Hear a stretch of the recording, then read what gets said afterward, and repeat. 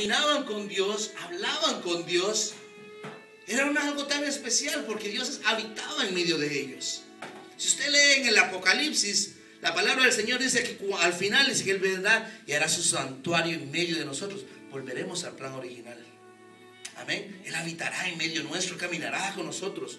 Pero más allá no es necesario que vayamos hasta el fin de los días. Porque la palabra del Señor dice, el apóstol Pablo dice en el libro de Efesios, que los que éramos advenedizos, que los que éramos extraños, hemos venido a ser parte de la familia de Dios a través del sacrificio de Cristo Jesús en la cruz del Calvario.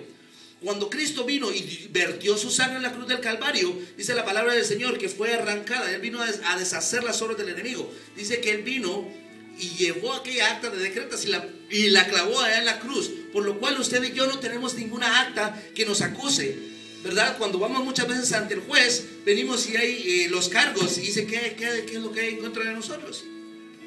Amén. Bueno, cuando tú fuiste o cuando vayas a la corte dirán, pues el estado de la Florida contra Misael y tal, te iban a leer tus cargos. Pero cuando Cristo vino, Él vino y quitó esa acta de decretos. Es como que tú fueras a la corte y ahora ya no tienes. Y cuando dices, sí, ¿pero por qué? Aquí no hay ningún cargo. Todo fue borrado. Y eso fue lo que Cristo vino a hacer acá por nosotros. Él vino a que tú y yo podamos vivir en abundancia, podamos vivir en la plenitud de Dios. Cuando Él vino y clavó aquella acta de decretos allá, ya no hay nada que el enemigo pueda venir a acusarnos. Porque fuimos, y no solamente eso, sino que fuimos restablecidos. Dice la palabra del Señor, dice el apóstol Pablo, que fuimos, ya no somos extraños, sino que ahora somos miembros de la familia de Dios. Dice ciudadanos de la casa de Dios.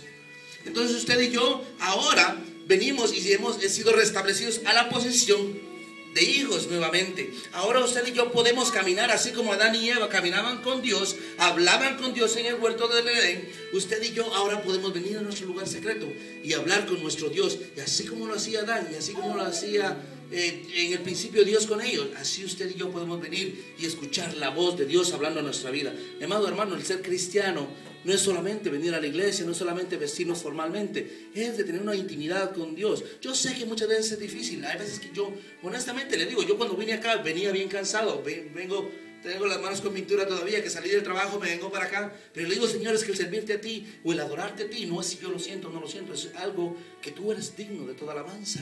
Amén. Por lo cual yo voy a adorarte, no importa mi cansancio. Entonces muchas veces, yo le voy a decir, muchas veces tal vez usted va a venir y yo a veces me pongo a orar en la noche y me quedo dormido, hasta la baba se me cae, como dice, donde me quedo dormido ahí de rodillas. Pero luego me levanto y le digo, Señor, y aunque sea 5 minutos estoy con el Señor, pero me es necesario pasar aunque sea 5 minutos con mi Padre. Luego me voy y me puedo acostar, yo sé que voy tranquilo. Entonces Dios es nuestro Padre, Él tiene una relación con nosotros, pero como le digo, a través de Cristo nuestra relación con Él fue restablecida. Él quiere hablarnos, Él quiere dirigirnos. La palabra del Señor dice en el libro de Romanos que los que son hijos de Dios, dice aquellos que son dirigidos por el Espíritu de Dios, estos son hijos de Dios. Pero ¿cómo podemos ser dirigidos por el Espíritu de Dios? Solamente a través de la búsqueda constante de su presencia. Ahí podemos conocer la voluntad de Dios, a través de la lectura de su palabra, a través de recibir revelación de esa palabra, por lo cual sabemos cuál será nuestro siguiente paso.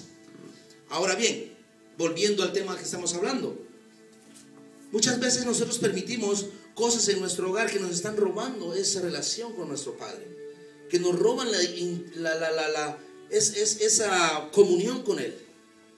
La palabra del Señor dice: sed santos porque yo soy santo. ¿Qué estoy haciendo yo que estoy desagradando a Dios? ¿Le estoy permitiendo a mi carne que haga lo que se le da la gana? Mi espíritu, del Espíritu Santo dentro de mí me está redarguyendo que quiere pasar tiempo con el Señor, pero el programa está tan bueno en la televisión que no quiero levantarme. Honestamente yo lo he hecho y luego me siento tan mal y yo digo, pero ¿por qué lo hago? Si después me siento mal, ¿por qué no obedezco a tu voz cuando tú me estás hablando? Y el pastor hablaba hoy con respecto a la bendición de Dios. Dice: la llave para recibir la bendición de Dios, 1, palabra de Dios, recibir la palabra de Dios. 2, obediencia. Y él empezó a dar muchas citas a través de la palabra del Señor. Y yo le puedo dar algunas que él no mencionó. Por ejemplo, cuando dice que Saúl fue y Dios le dijo: maten a todo el mundo, a los niños, a los ancianos, a las mujeres, a todo, aún al ganado, a todo. Y dice que cuando vinieron y llegó el profeta Samuel con ellos y le dice: ¿qué es ese balido de animales que yo escucho? De ganado. Él dice, es que trajimos lo mejor del ganado para sacrificarlo a tu Dios. Y dijo, ¿se agradará a Dios de sacrificios o que se le obedezca? Dios quiere obediencia, más que sacrificio. Dios quiere obediencia, ¿verdad? Por eso decía el salmista David, dice, no te doy sacrificios que yo te lo daría, dice, pero tú no desprecias un corazón contrito y humillado. Por eso muchas veces podemos ayunar, podemos hacer muchas cosas, podemos sacrificarnos en muchas cosas, pero si realmente no estamos obedeciendo a Dios, solo estamos aguantando hambre. Amén. Es necesario empezar a obedecer a Dios. Es necesario empezar a desechar en nuestra vida todas aquellas cosas que nos están robando nuestra relación con Dios. Amén. Es necesario que empecemos a sacar al amorreo, al jebuseo que vive alrededor de nosotros. Empezar a identificar a todos aquellos que no deben de vivir en medio nuestro, porque entonces será azote para nuestro costado y viviremos llorando toda nuestra vida como cristianos, cuando debemos de vivir en victoria. El pastor decía hoy que la obediencia retardada es como rebeldía. Es como que usted le diga a su hijo, quiero que hagas tal cosa, y él dice, ok, sí lo voy a hacer, pero pasan 2 horas y tiene que volver a estar insistiendo. O sea, no es algo que de isofacto, que él lo va a hacer en el momento. Entonces usted sabe que él sea siendo obediente cuando usted le da una orden y él actúa en el momento. Pero muchas veces somos todos así. Empezamos, Dios nos da una palabra y estamos el dudar de la palabra de Dios. Una vez el Señor me traía una palabra bien fuerte en mi corazón, que la compartía con mi hermano, que decía, la palabra que se usa para dejar las cosas de hoy para después es procrastinación.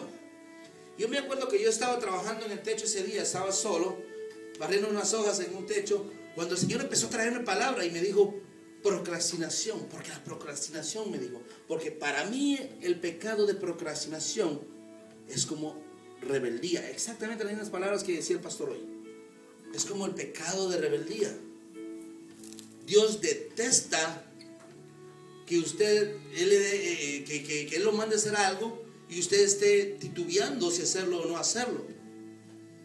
Él nos da ciertas normativas aquí en su palabra de Dios, que dice que no tenemos que hacer, que los que toman, que los que hablan mal, si eso, y hay muchas cosas que sabemos que si a Dios no le agrada que yo hable mal, tengo que dejar de hablar mal.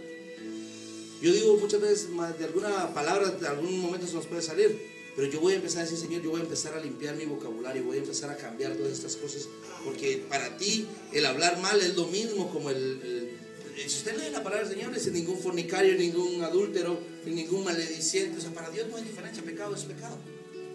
Entonces es tiempo de que nosotros empecemos a analizar en qué estamos fallando al Señor.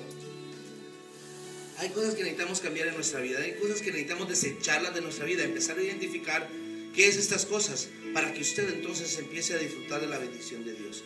Yo creo que Dios quiere hacer algo con este ministerio, pero no solamente con el ministerio, quiere hacer algo con cada uno de nosotros. Dios tiene planes para cada uno de sus hijos. La palabra del Señor en el libro de Jeremías dice, porque los pensamientos que tengo acerca de vosotros son pensamientos de bien y no de mal, para que alcances el fin que esperas. ¿Qué es lo que anhelamos? ¿Qué es lo que queremos? ¿Qué es lo que esperamos?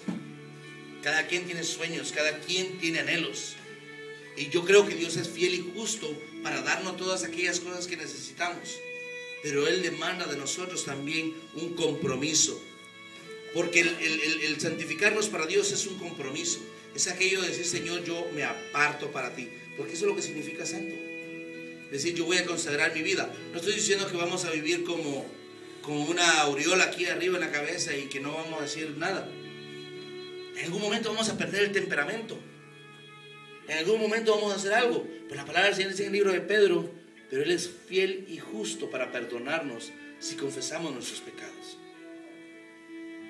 Pero si usted viene y se le salieron una metralleta de malas palabras o dijo algo y como que no hay convicción dentro de usted y pasó el resto de su día así, o de repente hay muchas cosas dentro de la comunidad hispana que yo he podido ver muchas veces. Por ejemplo, ahorita que estamos en el tiempo de los taxes, yo he escuchado a varias personas, por ejemplo, que si estás casado, que si haces tus taxes con tu esposa, pues te dan menos, es mejor que lo hagan cada quien por su lado.